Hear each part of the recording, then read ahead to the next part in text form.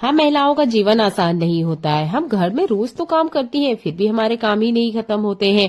क्या कुछ ऐसे आइडिया है जिससे हमारे काम आसान हो और हम हमारे लिए टाइम निकाल पाए? हाँ बिल्कुल, यह बहुत काम की यूजफुल वीडियो है जो आपके बहुत सारे कामों को आसान करेगी और आप अपने लिए बहुत सारा टाइम भी निकाल पाएंगे। सबसे अच्छी बात यह है कि इसके लिए आपको 1 रुपया भी खर्च नहीं करना है। देखिए, हर घर में ना कॉफी जरूर होती है। अगर नहीं है तो आप 2 रुपए वाले जो पाउच होते हैं वो, या थोड़ा सा कॉफी जरूर घर में रखा करें। इसके ना बहुत सारे यूज है। ठंड में तो ये हमें गर्माहट देती है, इसके अलावा भी हम इसका बहुत सारा इस्तेमाल कर सकते हैं। तो यहाँ पर देखिए, मेरे पास एक स्पून है। आप कोई छोटा कंटेनर भी ले सकते हैं। मेरे पास एक छोटा एक डिब्बा भी है, आपको मैं दिखा देती हूँ। ये हमारी दादी नानी के टाइम से यूज होते हुए आए हैं। तो इस तरह का कोई सा भी कंटेनर चलेगा। इसमें ना थोड़ी सी कॉफी ले लीजिएगा। ये देखिए, लगभग आधा चम्मच इतना कॉफी लिया है। आप चाहे तो पूरा भी भर सकते हैं, डिपेंड करता है कि आपको कितनी जरूरत है। इसे लेके चलते हैं हम फ्रिज की तरफ। अब ये जो कॉफी होती है, इसकी स्मेल इतनी बढ़िया होती है, इतनी अच्छी होती है। अगर आप इसे गर्म तवे पे थोड़ा सा जला भी दोगे ना, तो आप देखोगे आपके किचन में जितनी भी बैड ऑर्डर है या मसालों की जो भी स्मेल है वो सारी हट जाती है। सेम यही काम ना आपने फ्रिज में करना है, पर हमें ये ऐसे गर्म कॉफी नहीं रखना है। ऐसे ही ठंडी एक कंटेनर में भर के आप रख दीजिएगा, जैसे मैं आपको दिखा रही हूँ। बस आप इस तरीके से रख दीजिएगा, फ्रिज को बंद कर दीजिएगा। अर्ली मॉर्निंग जब आप देखोगे, पूरी नाइट के लिए इसमें रहने दीजिएगा। चाहे तो इसमें थोड़ी सी कॉफी इस तरीके से आप रखा करें, जितनी भी बैड स्मेल है वो लॉक हो जाएगी या खत्म हो जाएगी। बहुत सिंपल सा टिप है, इसे जरूर यूज किया करें। ऐसा ही बहुत कमाल का यूजफुल, देखिए, बटर पेपर के लिए एक टिप है मेरा। मैं आपको यहाँ रख के दिखा रही हूँ। ये देखिए, जैसे ही मैंने रोल को रखा, आप देख सकते हैं बटर पेपर 2 बार वापस गोल घूमते हुए इकट्ठा हो गया है, ना कि इसके ऊपर फैला है। जब भी हम बटर पेपर को फैलाते हैं बेकिंग करने के लिए, तो आपने देखा होगा ये इकट्ठा हो जाता है, वापस रोल रोल हो जाता है। तो अब ऐसा क्या करें कि हम बटर पेपर का इस्तेमाल तो करें पर ये रोल ना हो। इसके लिए बहुत सिंपल सा टिप मैं बताऊंगी, आप मेरे हाथों को ध्यान से देखिएगा। पहले तो आप उतना बटर पेपर कट कर लीजिए जितना आपको डालना है, ये जितना यूज करना है। जैसे देखिए, मुझे इतना सारा यूज करना है। अब यहां से मैं इसे कट कर लेती हूँ। कट करने के बाद अगर आप इसे रख के देखोगे तो देखिए ये ठीक से नहीं बैठेगा। इसलिए आपने क्या करना है, आप इसकी एक बॉल बनाइए, जैसे मैं आपको दिखा रही हूँ। ये देखिए, चाहे तो आप थोड़ा सा हार्ड से भी बना सकते हो। मैं थोड़ा और हार्ड बना देती हूँ उसको। ये देखिए, इस तरह की आपने बॉल बनाना है। फिर इस बटर पेपर को आप फिर से खोल दीजिएगा, जैसे ये था। जब बटर पेपर को हम कुछ इस तरीके से इकट्ठा कर देते हैं बॉल जैसा, तो देखिए ये सिकुड़ जाता है। सिकुड़ने के बाद में आप इसे वापस फैलाओगे तो ये जो गोल गोल हो रहा था ना, ये नहीं होगा। तो आप बटर पेपर को यूज करना चाहते हो और बार बार अगर वो रोल हो रहा है, बेकिंग के लिए आप यूज कर रहे हो या किसी भी चीज के लिए आप इसका इस्तेमाल करना चाहते हो, तो बटर पेपर की यह ट्रिक आपको बहुत ज्यादा काम आएगी। ठंड का मौसम आते ही आप कितनी भी अच्छी लाइफस्टाइल क्यों ना जीते हो, देखिए हर किसी के हाथ पैरों में क्रैक्स आते हैं। बहुत ज्यादा ठंड होने की वजह से हाथ पैरों की हालत बहुत ज्यादा बुरी हो जाती है। हम कितना ही केयर क्यों ना करें। देखिए, आप मॉइस्चराइजर यूज करते हो, लोशन यूज करते हो या इस तरह की विंटर क्रीम यूज करते हो, यूज करने के 2-3 घंटे बाद ही आप देखोगे, देखिए इसका जो असर है वो कम हो जाता है, क्योंकि ठंड बहुत कड़क पड़ रही है।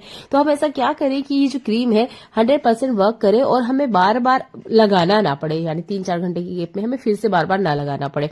तो देखिए, इसको लॉक करना जरूरी है। अगर ये लॉक नहीं हुई तो देखिए मॉइस्चर वापस उड़ जाएगा। तो आप ले लीजिए थोड़ा सा वैसलीन, और इसमें आपका जो भी कोल्ड क्रीम आप यूज कर रहे हो वो ऐड कर लीजिए। चाहे तो आप बॉडी लोशन यूज करते हैं तो वो ऐड कीजिए। दोनों को अच्छे से मिक्स करना है। यहाँ वैसलीन ना इस मॉइस्चराइजर को लॉक करने का काम करेगी, आपकी जो भी विंटर क्रीम है उसको लॉक करने का काम करेगी।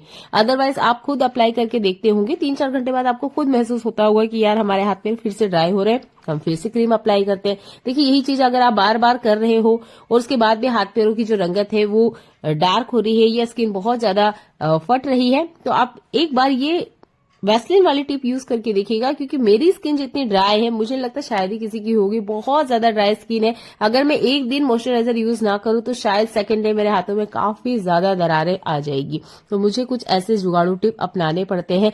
तो कोशिश कीजिएगा कि आप भी इसे अपनाएं। अगर आपके हाथ में बहुत ज्यादा क्रैकर्स आते हैं या बहुत ज्यादा हमारे हाथ पैरों की हालत ठंड में खराब होती है, तो इसको लॉक करना जरूरी है। और लॉक करने के लिए ये वैसलीन बहुत अच्छे से काम करता है। कोशिश कीजिएगा आप इसे चेहरे पे अप्लाई ना करें।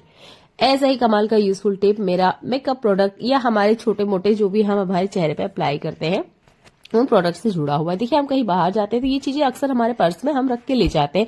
बेसिक चीजें, ये चीजें हमारे पास होती है। अब दिक्कत ये होती है हम महिलाओं के साथ कि हम इसे पर्स में रखें तो पूरा पर्स फैल जाता है, ये पूरे पर्स में ये घूमता रहता है। तो आप ना ये वाला टिप जरूर यूज कीजिएगा कि आपके घर में ऐसी चीजें जरूर होगी जिसपे हम ध्यान नहीं देते हैं। एक तो होता है ये पेंसिल बॉक्स, दूसरा हमारे टिफिन के बॉक्स और जो स्पून होल्डर के बॉक्स होते हैं वो, ये चीजें हमारे घर में होते हुए भी हम पर्स में खुला ही सामान रख के ले जाते हैं। तो कोशिश कीजिएगा इन बॉक्स का आप इस्तेमाल करें, क्योंकि ज्यादातर हम इनका यूज करते ही नहीं है, ये एक्स्ट्रा पड़े रहते हैं। मेरे बच्चे का ये पेंसिल बॉक्स है जो कि थोड़ा सा खराब हो गया था, जिसकी वजह से इस्तेमाल नहीं करता है। पर जब कहीं मुझे बाहर जाना होता है तो जो मेरी बेसिक चीजें हैं जो मैं अप्लाई करना पसंद करती हूँ अपने चेहरे पे, उन चीजों को मैं इसमें रख लेती हूँ। अगर आपके पास ज्यादा प्रोडक्ट है तो आप थोड़ा सा बड़ा वाला बॉक्स ले लीजिएगा। ये बॉक्स जरूर आपके घर में रखे होंगे, इनका आप इस तरीके से भी इस्तेमाल कर सकते हैं। ट्रेवलिंग में अगर जा रहे हो तब तो ये सबसे बेस्ट है, इन्हें जरूर यूज किया करो अपने पर्स में। पहले आप इन छोटे बॉक्स के अंदर ऐसे रख लीजिए, उसके बाद में आप पर्स में रखिएगा। कितना भी आपका पर्स हिले ढूले कुछ भी हो, कुछ भी प्रोडक्ट बाहर नहीं निकल के आने वाला है। ये बहुत काम का टिप है, क्योंकि अक्सर हम महिलाओं के पर्स में सामान ना बिखरा हुआ ही रहता है, पर कुछ चीजें हमारे घर में होती है, हम उनका यूज करते नहीं है। तो अगली बार आप कहीं बाहर जा रहे हो अपने सामान को इस तरीके से ऑर्गेनाइज करें। सिंपल सा टिप है, उम्मीद करती हूँ आपको पसंद आया होगा। ऐसी यूजफुल वीडियो देखने के लिए प्लीज चैनल पे आ ही गए हैं तो चैनल को सब्सक्राइब कर लीजिएगा। बहुत कमाल के टिप्स मैं आपके साथ शेयर करती हूँ। देखिए, ये जो चश्मे वगैरह होते हैं जिन्हें हम यूज करते हैं डेली लाइफ में, मुझे तो कोई नंबर वगैरह नहीं लगा हुआ है, पर बहुत सारों को ना नंबर वाले चश्मे लगे होते हैं। तो होता क्या है, जब नया नया आता है तो हम ना इसका जो कवर आता है जो बॉक्स वाला, उसमें ही रखते हैं। ये हमारी आदत होती है, पर 5-6 महीने साल भर बाद हमारी आदत कुछ ऐसी हो जाती है कि हम इसका यूज करना ही छोड़ देते हैं। देखिए, अभी तो इसका मैं यूज करती हूँ, पर जब लॉन्ग टाइम हम इस्तेमाल करते हैं, जैसे नंबर वाले चश्मे होते हैं, उसके साथ बड़ी दिक्कत होती है। या हम कहीं बाहर वगैरह जाते हैं तो साथ में ले जाते हैं, तो ऐसे ही कहीं भी सरफेस पे रख देते हैं। जैसे देखिए, यूज किया, अब मैंने अगर 4 व्हीलर चला रहे हैं, 2 व्हीलर चला रहे हैं, या कहीं हम बैठे हैं तो साइड में इस तरीके से रख देते हैं। एक तो ये तरीका गलत है, साथ में ले जाते वक्त बड़ी दिक्कत होती है, इस पे स्क्रेचेस आ जाते हैं, काफी ज्यादा डस्ट भी लग जाती है, क्योंकि इसकी सरफेस जो होती है वो इतनी ज्यादा बोल सकते हैं कि ग्लासी होती है कि बहुत जल्दी ना उसमें डस्ट पकड़ लेता है। तो आप ना ये सॉफ्ट वाले जो जुराब होते हैं इनका इस्तेमाल कीजिएगा। मेरे पास बच्चे का रखा हुआ था, कोशिश कीजिएगा कि एक पेयर आप अलग से रखा करें इन चश्मों को रखने के लिए। अगला कमाल का यूजफुल टिप मूंगफली के दाने से जुड़ा हुआ है। तो मेरे बच्चे ना बहुत ज्यादा शौकीन है भुनी हुई मूंगफली खाने के, पर मुझे लगता है कि जो मार्केट वाली भुनी हुई मूंगफली होती है उसमें ऑयल नहीं होता है। मैंने काफी बार खरीद के देखा है, मैंने उन्हें अच्छे से तोड़ के देखा, मुझे लगता है उसमें ऑयल होता नहीं है।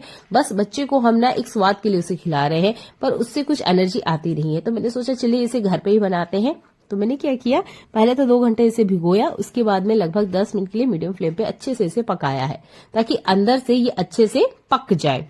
पहले आपने ये प्रोसेस करना है, इसको कपड़े वगैरह पे डाल लीजिएगा, इसका जो एक्स्ट्रा पानी है वो हमने हटाना है। नॉर्मल जो हमारा व्हाइट वाला नमक है ये आप कढ़ाई पे इस तरीके से डाल दीजिएगा। चाहे तो नमक में हमेशा 2 सोया बड़ी रखें, इससे जो आपका नमक होता है उसमें मॉइस्चर नहीं आता है। आपने यहाँ नमक को हल्का सा पकाना है। जब हल्का सा ये गर्म हो जाए उसके बाद में ये जो मूंगफली हमने उबाल के रखी थी ये इसके अंदर डालना है।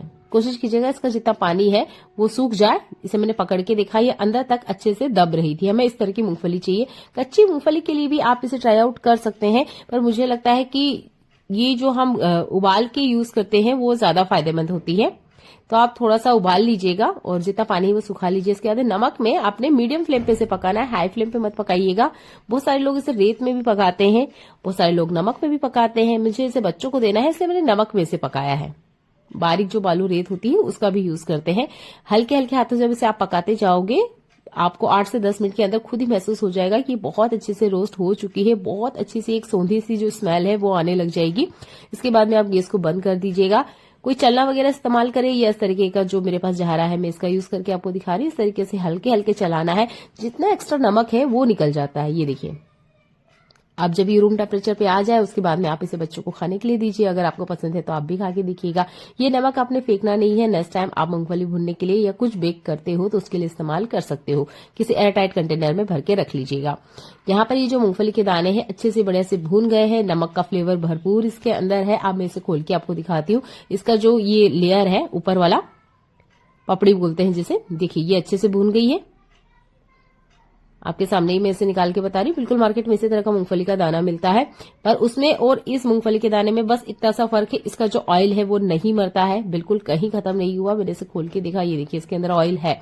पर यही चीज अगर आप मार्केट वाले मूंगफली दाने के अंदर देखोगे तो उसमें ऑयल नहीं होता है। कोशिश कीजिएगा घर पे बनाए अगर बच्चों को बहुत ज्यादा पसंद है। होता है इसकी प्योरिटी चेक करना बहुत जरूरी है, क्योंकि इसमें जितनी मिलावट होती है शायद ही मुझे लगता है किसी और चीजें मिलावट होती होगी, क्योंकि बहुत ज्यादा महंगा भी आता है। तो यह 2 तरह के घी है मेरे पास। तो पहले मैंने गर्म पानी लिया है, ये एक घी है जो कि मैंने कंटेनर में निकाल लिया है। अभी के टाइम में एक बहुत वायरल टिप चल रही है जिसमें हल्के गुनगुने पानी में आपको घी डाल के देखना है, चम्मच से ऐसे मेल्ट करना है। अगर घी मेल्ट होता है तो घी प्योर है, अगर मेल्ट नहीं होता है इसका मतलब घी में मिलावट है। तो देखिए एक सिंपल सी बात है कि जो घी है वो पानी में डालते ही, हल्के गुनगुने पानी में डालते ही वो मेल्ट होगा। हाँ, नॉर्मल टैप वाटर में अगर आप डालते हो तो हो सकता है उसमें जो दाने हैं वो आपको पानी के ऊपर तैरते हुए दिखाई दे। तो ये जो एक वायरल टिप अभी वायरल हो रही है इसमें थोड़ा सा गड़बड़ है कि देखिए आप गर्म गुनगुने पानी में मत डाल के देखिएगा, आप ठंडे पानी में डाल के देखिएगा। मैंने अभी आपको गर्म पानी में डाल के दिखाया है और ये देखिए दोनों ही घी जो है वो पिघल चुके हैं। तो ऐसे पता करना बहुत मुश्किल है, आप नॉर्मल टैप वाटर में चेक करके देखिएगा। अगर आपका घी मेल्ट हो जाता है तो प्योर है, नहीं मेल्ट होता है, दाने हैं या लम्स पड़ रहे हैं तो वो प्योर नहीं है। ये एक तरीका हुआ है। एक और तरीका मैं आपको बताती हूँ, ये उससे भी ज्यादा आसान है। आपके पास जो भी घी है वो ले लीजिएगा। तो ये जो जार में घी है इसे मैं थोड़ा सा हाथ पे आपको लगा के दिखा रही हूँ। ये देखिए थोड़ा सा आपने इस तरीके से लेना है। बिल्कुल मैं वीडियो कट नहीं कर रही हूं, आप ध्यान से देखिएगा कि जैसे ही मैंने इसे हाथ पे रखा ये घी मेल्ट नहीं हो रहा है। घी बिल्कुल भी मेल्ट नहीं हो रहा है, हो भी रहा है तो बहुत धीरे धीरे हो रहा है। हमारे हाथों में से जो हमारे बॉडी का टेम्परेचर जैसे कि मैंने बताया आपको 36 डिग्री होता है, तो इतनी गर्मी काफी होती है घी को गर्म होने के लिए। पर अभी आप देख सकते हो ये घी गर्म नहीं हो रहा है या जो घी है वो मेल्ट होना स्टार्ट नहीं हुआ है, यानी कि इस घी में मिलावट है।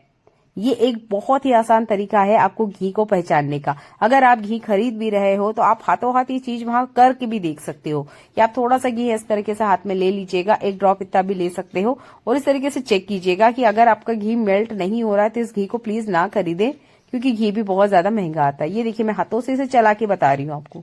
इसके बाद भी आप देखिए ये दाने दाने जैसा हो रहा है पर ये पिघल नहीं रहा है, ये घी पिघल नहीं रहा है, इसका मतलब ये घी में मिलावट है। अब मैं आपको साइड में एक और घी बताती हूँ, ये अमूल का घी है। थोड़ा सा घी हम इसे लेते हैं और इसे हाथ पे रखते हैं। यहाँ पे भी मैं वीडियो को कहीं कट नहीं करूंगी और आप देखिएगा जैसे ही मैंने घी को हाथ में लिया ये घी मेल्ट होना स्टार्ट हो गया है। ये खुद से फिसल के नीचे की तरफ आ रहा है। कुछ ही सेकंड्स का यहाँ टाइम लगा, मुझे बहुत ज्यादा टाइम भी नहीं लगा। और जब भी हम घी वगैरह खरीदते हैं तो इतना टाइम तो हम दे ही सकते हैं। ये देखिए घी मेल्ट होना स्टार्ट हो गया है। तो घी खरीदने से पहले प्लीज ये सावधानी जरूर रखें। और देखिए जैसे ही आप हल्के से हाथों पे चलाओगे ये देखिए घी पूरी तरीके से लिक्विड में बदल चुका है। कोई लम्स कोई दाना इसके अंदर आपको देखने को नहीं मिल रहा है। उम्मीद करती हूँ यह टिप आपको सबसे ज्यादा पसंद आया होगा, तो प्लीज वीडियो को लाइक और शेयर जरूर करें। दवाई के ये खाली पैकेट से जुड़ा हुआ है। देखिए इस तरह की दवाइयां आपके घर भी आती होगी। जब पैकेट खाली हो जाता है तो अक्सर हम इसे डस्टबिन में फेंक देते हैं।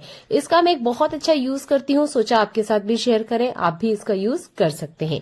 ये जो हमारा तवा होता है आपने देखा होगा ये बहुत ज्यादा चिकना होता है। हम इस पे तेल के पराठे वगैरह बनाते रहते हैं। स्पेशल ये जो आयरन का तवा होता है इसे साफ करने के लिए आप ये दवाई के खाली पैकेट का यूज कर सकते हैं। आपने ये पेपर लेना है जो हमारे दवाई का खाली पैकेट होता है और थोड़ा सा बर्तन लिक्विड या बर्तन धोने का साबुन जो भी आप यूज करते हो। मेरा जो तवा है वो बहुत ज्यादा चिकना है इसलिए मैंने इसको हल्का गर्म किया है। अगर आपका तवा नॉर्मल है, ज्यादा गंदा नहीं हो रहा है तो आप ठंडे तवे के ऊपर भी हर टिप को अप्लाई कर सकते हैं। कोशिश कीजिएगा गर्म तवे पे आप यूज करोगे तो बहुत अच्छे से आसपास की जितनी चिकनाहट है वो निकल जाती है। स्टील स्क्रब या चूना का यूज ना करें, उससे जो लोहा है वो घिसता है।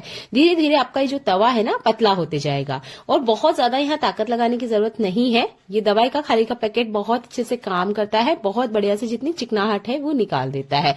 तो अगली बार आप यहाँ पर दिया वगैरह और जो चूना वगैरह है कोशिश कीजिए कम से कम यूज करें। अगर कम चिकनाहट है, हाँ बहुत ज्यादा चिकनाहट है तब आप यूज कर सकते हो, पर अगर आप डेली यूज कर रहे हो तो कोशिश करें ज्यादा इसको स्क्रब ना करें, नहीं तो इसका जितना लोहा है वो धीरे धीरे करके घिसता जाएगा और ये बहुत ज्यादा पतला हो जाएगा। उम्मीद करती हूँ ये सिंपल सा हैक आपको जरूर पसंद आया होगा। लोहे के तवे के ऊपर अगली बार आप इस टिप का यूज करें। आप लोहे की कढ़ाई के लिए भी यूज कर सकते हैं।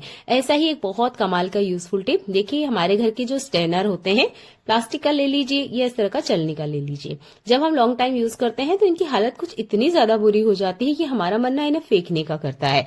तो कोशिश कीजिएगा जो टिप मैं आपको बता रही हूँ एक बार ट्राई आउट कीजिएगा। आपकी जो चलनी वगैरह है ऐसी क्लीन हो जाएगी जैसे नई जैसी हो।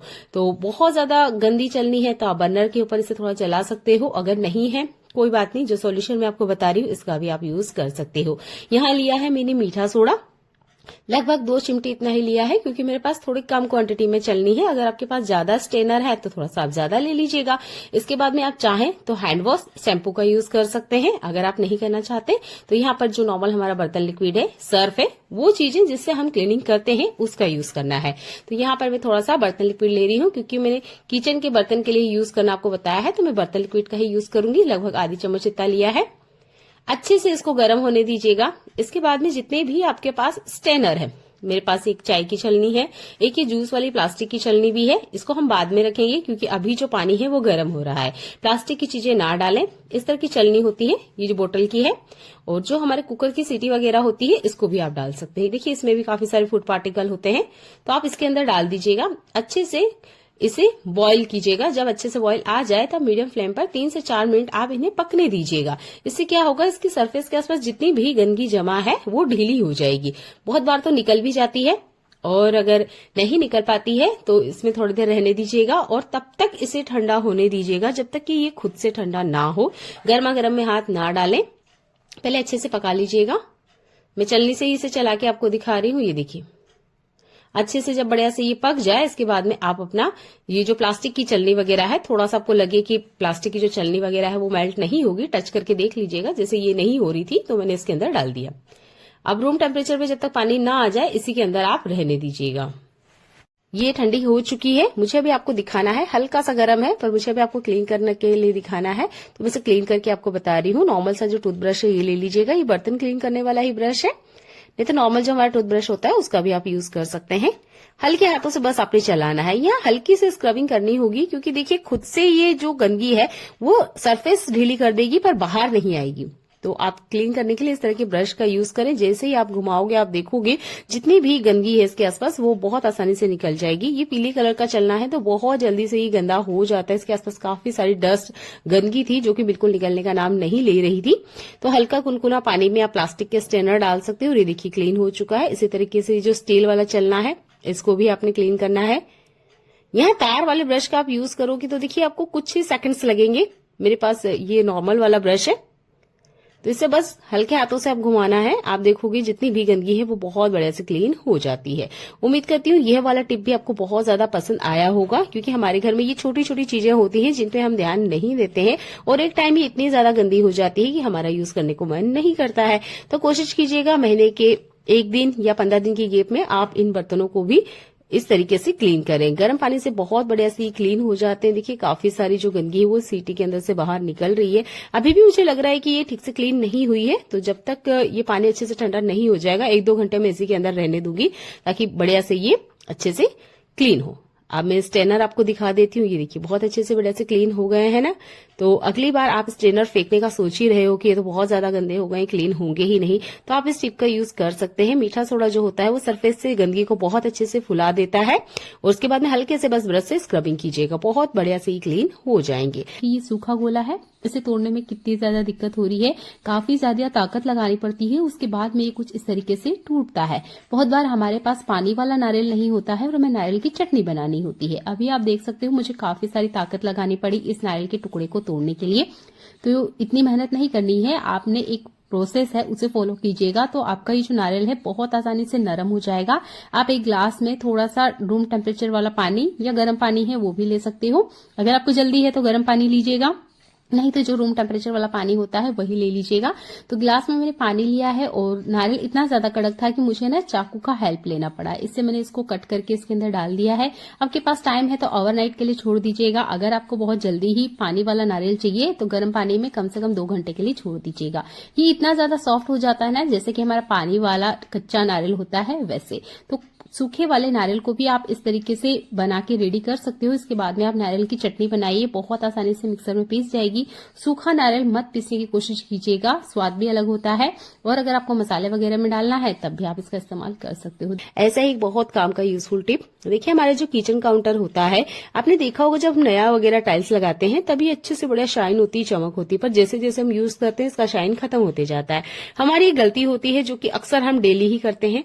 जब भी आप कोई गर्म चीज किचन काउंटर पे रखते हैं कोशिश कीजिएगा एक मैट आप रखें, उसके बाद में आप इस गरम खाने को या जो भी गरम बर्तन आप रख रहे हो वो रखना है।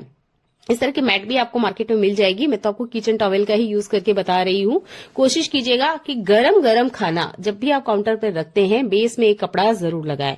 शुरू में हमें नहीं पता चलेगा कि हमारे किचन काउंटर की जो शाइन है वो चली गई है, पर जब कंटिन्यू आप 3-4 साल यूज करोगे तो आप खुद देखोगे कि किचन काउंटर पे जो चमक होती है नई टाइल्स की वो खत्म हो जाती है, क्योंकि गलतियां हमसे ही होती है, हम गर्म खाना इसके ऊपर रख देते हैं। जब भी आप कुछ स्टैंड करें तब भी बेस में कपड़ा जरूर लगाए, इससे आपको जो क्लीनिंग का टाइम है वो बचेगा। ये बहुत ही काम की यूजफुल टिप है, इन्हें जरूर फॉलो कीजिए। जैसे देखिए थोड़ा सा ज्यादा हो गया था तो जैसे ही मैंने निकाला 1-2 ड्रॉप नीचे गिरे हैं ना, यह क्लीनिंग का काम बढ़ता है। तो किचन काउंटर पे कपड़े का ऐसे यूज करें।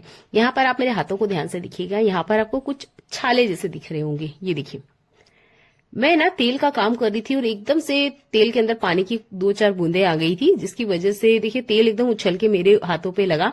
अभी आप देख सकते हो यहाँ पर जो निशान है वो लगभग खत्म हो चुके हैं। मैंने क्या किया था, जैसे ही तेल गरम मुझे हाथों में लगा मैंने यहाँ पे टूथपेस्ट यूज किया था। बहुत सिंपल सा ये टिप है। देखिए हाथों की जो हथेली है वहां पर छाले हैं, पर हाथों के ऊपर जो स्किन होती है वहां पर आपको कोई छाला देखने को नहीं मिल रहा होगा। अगर है भी तो देखिए वो पानी नहीं भरा है उसमें, वो बैठ गया है। तो अगर छाला वगैरह उठ जाता है गरम गरम तेल गिरने की वजह से या गरम पानी गिरने की वजह से हाथ वगैरह पे, तो आप बिना सोचे टूथपेस्ट लगा सकते हो। कोशिश कीजिएगा व्हाइट वाला कोलगेट टूथपेस्ट यूज करें, इससे बिल्कुल भी दाग नहीं आते हैं। ये 2 दिन के अंदर ही देखिए मेरा हाथ में से जितने दाग हैं वो क्लीन हो गए थे।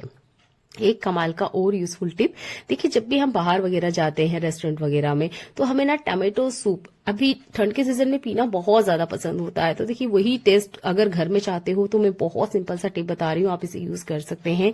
जितना आपने सूप बनाना है उसके अकॉर्डिंग आप यहाँ पे टमाटो सॉस लीजिएगा। जैसे मुझे 2 कप बनाने हैं तो मैंने 2 चम्मच भर के यहाँ टमाटो सॉस लिया है। यहाँ पर बिना टमाटर के हम टमाटो सॉस बनाएंगे, हम टमाटो सॉस से ही बनाएंगे जो कि नॉर्मल हमारे घर में होता है। अब इसमें हम कुछ चीजें ऐड करेंगे। ये है काला नमक। काला नमक हर घर में यूज होता है, जितना आपको टेस्ट में पसंद है उतना आपने काला नमक लेना है। तो लगभग यहाँ पे मैंने 3 चिमटी इतना काला नमक लिया है, ये आपने सॉस के अंदर डालना है। अगर आपको लगता है कि ये थिक नहीं हो रहा है, जैसे हम बॉईल करेंगे 3-4 मिनट के लिए, अगर आपको लगता है कि यहाँ पे थिक नहीं हो रहा है तो आप कॉर्नस्टार्च पाउडर जो होता है आधी चम्मच इतना घोल के इसके अंदर डाल सकते हो। ऑप्शनल है, चाहे तो डालिए। वैसे जो हमारा सॉस होता है वो बहुत ज्यादा थिक होता है तो यहाँ पे थिकनेस आराम से आएगी। सूप का टेस्ट इनहेंस करने के लिए आप यहाँ पे लौंग, काली मिर्ची ऐड कर सकते हैं और थोड़ा सा ना यहाँ आप बटर भी डाल सकते हो। लगभग आधी चम्मच इतना बटर डाल दीजिएगा तो ये बिल्कुल मार्केट जैसा सूप बनके रेडी हो जाएगा। आप चाहे तो ऊपर से धनिया डालिए या इस तरीके से जैसे मैं आपको दिखा रही हूँ इस सूप के अंदर ही धनिया डाल दीजिएगा।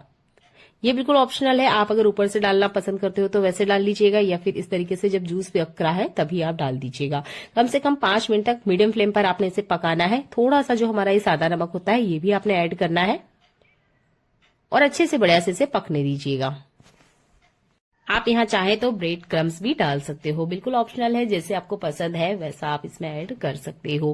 गर्मा गर्म सूप को आप स्टैम कीजिएगा और इन सर्दियों इसको एंजॉय कीजिएगा। उम्मीद करती हूँ ये सिंपल सा टिप आपको आज सबसे ज्यादा पसंद आया होगा। प्लीज वीडियो को लाइक और शेयर कर दीजिएगा। चैनल पे पहली बार आया है तो चैनल को सब्सक्राइब कर लीजिएगा। ऐसी यूजफुल वीडियो मैं आपके लिए लेकर आती रहती हूँ जो आपके घर और किचन के काम को आसान करती है।